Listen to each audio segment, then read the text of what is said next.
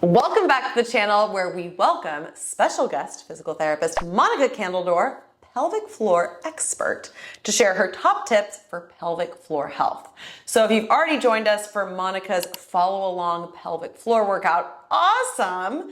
And this is a complement to that so that it can answer any questions that you might have about pelvic floor health and keeping yours in top shape. So Monica, what are the top problems people come to you with in regards to their pelvic floor? Yeah, I think the main thing that I see in the clinic is patients who struggle with various forms of urinary leakage or incontinence. And I'd say among the different kinds, the most common is going to be stress urinary incontinence, which means leaking with activities such as running, jumping, but also coughing, sneezing, and things of that nature. I think number two is going to be various forms of pelvic pain. And this may be related to, diagnoses such as endometriosis, but can also be chronic pelvic pain, maybe related to trauma, and things like that. So I think that would be number two. And then number three would be pain with intercourse. So some sexual challenges that people face, and pain being a primary limiting factor in that. So I think that's probably the top kind of series of things I see. So I guess when it comes to treatment for a pelvic floor issue, what does that usually look like? Does it require like an exercise program or? Yeah, I mean, treatment includes a full evaluation of what might be going on in specific to your body, and the demands that you're placing on your body. You know, your activity level of a marathoner is going to be very different who somebody compared to somebody who is maybe in their 80s and maybe struggling with mobility in general. Those are going to be different goals and a different body kind of presented. So we got to kind of acknowledge who the person is in front of us and evaluate head to toe of what's going on, and then present, like medicine, like an exercise prescription to kind of go along with the strategies to kind of improve some of those deficits and get them to their goals. Interesting. So what are the top questions people ask you about pelvic floor? What's the most common pelvic floor question you get? What is my pelvic floor? It's like for sure number one. People don't realize it's there, and that's, I think, mostly because we don't talk about this area of our bodies.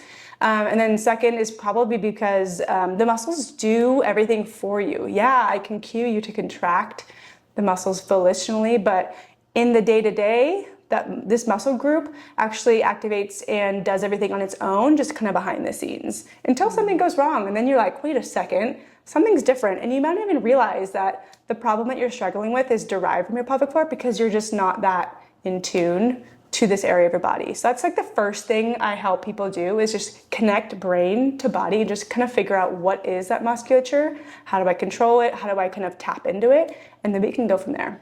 But the thing is, I think with pelvic floor is that it's subtle, right? It's not like you're going to get your pelvic floor in great shape and then when you go out to exercise, squeeze your pelvic floor all the time, right? Correct. Again, everything works naturally for you. So when I do a squat, as I did in the movement series, I could contract, if I wanted to, contract my pelvic floor as I exhaled and rose up. But guess what? The muscles are doing that naturally for me. Now, sometimes they can get confused and we have to work on coordinating kind of like everything back into its normal groove. And that's all trainable, which is what working with us becomes so valuable, because you may not even realize that your body is going to do something backwards.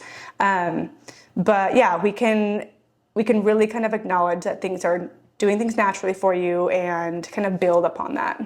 Because that's a thing I could see someone doing, thinking they have problems with their pelvic floor and then overcorrecting and over squeezing and then also getting problems. Totally, which is why I think it's super valuable, especially maybe you're kind of like checking things out on your own, maybe trying some things on your own, but if that's not working, you may need to get some specific workup and assessment to see like what is going on with my brain to body connection, and kind of recalibrate that. Right. So don't go into every single workout thinking you have to squeeze your pelvic floor 110%. It's something that is subconscious and works for you. Absolutely. And you might not have any issues with it at all. Mm-hmm. And the only way to really know is to go see a professional and get evaluated and get something tailored to you. Mm-hmm. And I think that's so valuable to include just like breath work in general, just because we do know how the diaphragm and the pelvic floor move in concert together. So when in doubt, like follow a breathing pattern that feels good for you. And most likely your body is going to be kind of moving along naturally with that. Amazing. So what's another question that you get really common related to pelvic floor? I get more of like the myths around the pelvic floor. Like, is it bad for me to push out like my pee when I'm peeing? And I go, yes, that's not the best habit. And you're creating maybe some down the line kind of issues with coordination of your urethral sphincter and the muscles around the pelvic floor. So yeah, a second to exercises is a lot of behavioral changes, and that stems from a lot of myths that people kind of like have in the back of their mind, like that. Myths are great. What's another myth about pelvic floor? Oh gosh. The myth that you need to contract your pelvic floor and squeeze your legs together when you sneeze. Again, things should be working for you. This is not a normal way to prevent yourself from leaking when you sneeze. Yeah, okay, that's a good one. And remember, stress contributes to pelvic floor issues too. So if you're stressed about your pelvic floor, you might be creating more problems than you. Absolutely. I don't think many people know this, but your nervous system is wired in with your pelvic floor musculature, kind of like how your jaw muscles are. So if you're ever stressed and tense, you might find yourself tensing your jaw, kind of grinding your teeth. Guess what? You're probably are also having just kind of a resting tension tone in your musculature in your pelvic floor, and you might not even know it.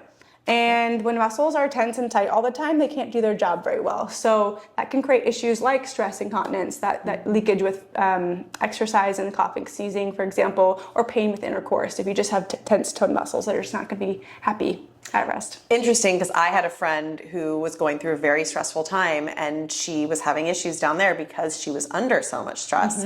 She went to a pelvic floor PT. She did things like child's pose and happy baby, and really worked on not just the exercise program, but also the lifestyle and the mindset modifications that helped her to ease that stress and tension. Yeah, and seeing the right person if you need like mental health services to kind of complement like the whole picture of what's going on with you. Like I can treat your muscles and I can treat all sorts of facets of what's going on, but sometimes it takes another team member to come on and help us with kind of the overall picture of what's happening in your nervous system as well. That brain-body connection is a real thing. Absolutely.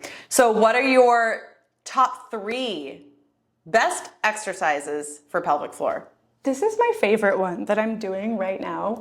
Oh, I love this stretch, especially if you've tapped in and you understand what it feels like to have tense pelvic floor, maybe after workout. I love sitting on a foam roll or maybe even yoga block, mostly a foam roll because it's round, and I just work on my breathing.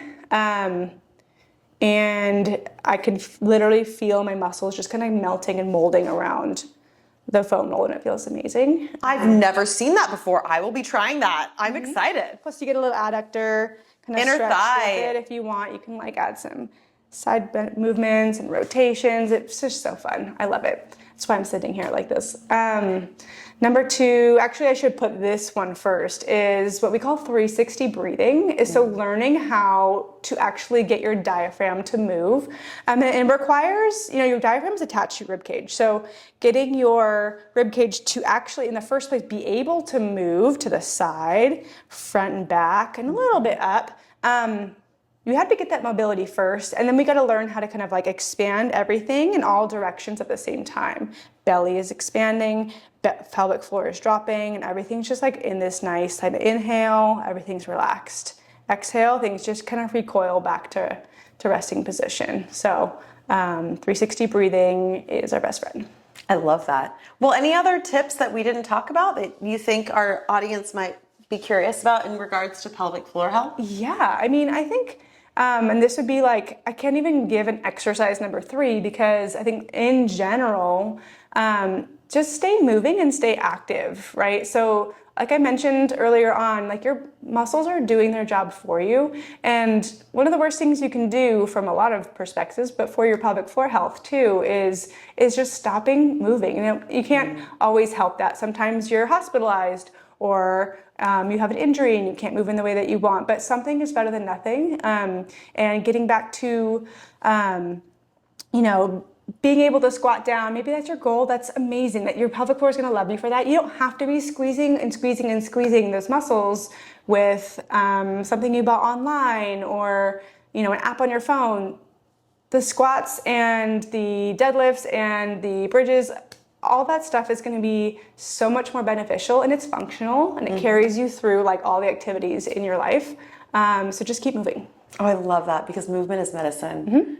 Well, Monica, we are so blessed to have you come on and share your knowledge and your passion for pelvic floor health. Friends, if you like this video or you know someone who could benefit from this information, please share this with them. And all of Monica's information is below in the description box, so reach out to her if you need extra support with your pelvic floor health. Till next time, keep using movement as medicine. Check out our movement program for pelvic floor with Monica, and we'll see you again soon. Yes, thank you.